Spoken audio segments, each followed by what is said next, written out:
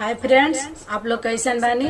हमरा आशा बा कि आप लोग स्वस्थ होखम, मस्त होखम। अगर हमरा चैनल पे नया बानी तो चैनल के सब्सक्राइब जरूर करम। बाबा पंडित जी के नेवाता पे ठाई दी तो पंडित जी पोथिया समेत चली आई तो ललन के मुड़न बाटे ना।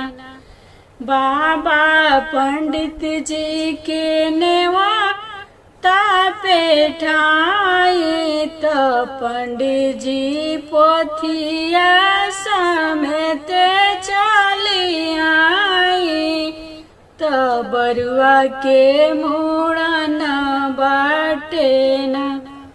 बाबा हजामा के नेवाता पे ठाई तो हजमा छुड़ा समेत चली आई तो ललन के मुड़न बाटे ना। हजमा छुड़ा समेत चली आई तो बरुआ के मुड़न बाटे ना। बाबा फुआ के नेवाता पे ठाई तो फूफा जी फुआ समेत चली आई तो ललन के मुड़न बाटे ना। फूफा जी फुआ समेत चली आई तो बरुआ के मुड़न बाटे ना।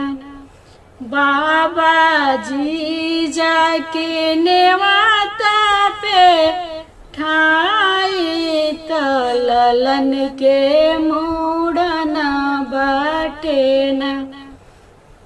जीजा जी दीदिया समेत चली आई तो ललन के मुड़न बाटे ना।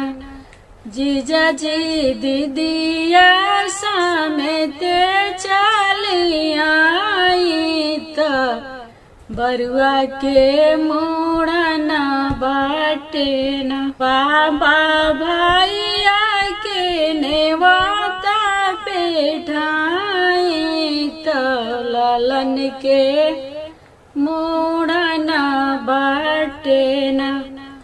भैया भाभी समेत चली आई तो बरुआ के मुड़न बाटे ना।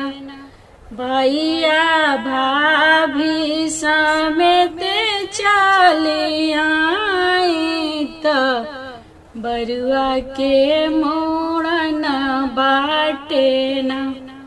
बाबा पंडित जी के नेवाता पे ठाई तो पंडित जी पोथिया समेत चली आई तो बरुआ के मुड़न बाटे ना।